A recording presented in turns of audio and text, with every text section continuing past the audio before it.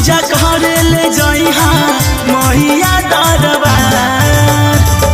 DJ Dayanand जिंदाबाद सरस्वती स्थान कटराड़ mobile number 8092293257।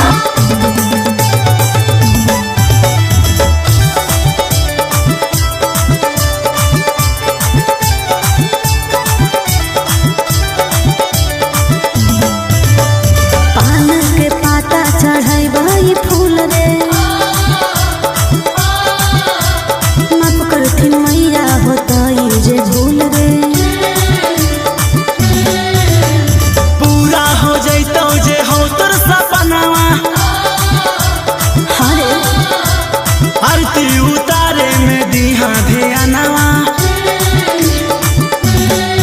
सातो बहिनी हखिन भैरो भैया रे हर लेथिन सब दुखवा बोलैया रे। जोड़े चुनरी चढ़ई हाँ तू करिहा पुकार पूजा करे ले जाई हाँ मैया दरबार।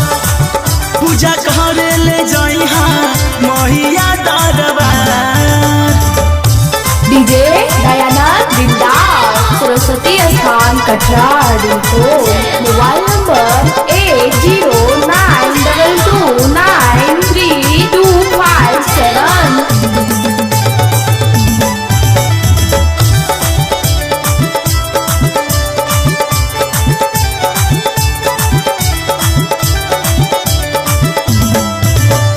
रखले ही हम मनवा में आसरे पूरा करथिन हमरा है विश्वास रे। भूखी हाँ तू 9 दिन 9 रात गे विनती करी हाँ तू जोड़ी दोनों हाथ गे। मंगई मैया से के मनना मारे राजू बनते सुभाष सजना मारे। जोड़े चुनरी चढ़ई हाँ तू करिहा पुकार पूजा करे ले जाई हाँ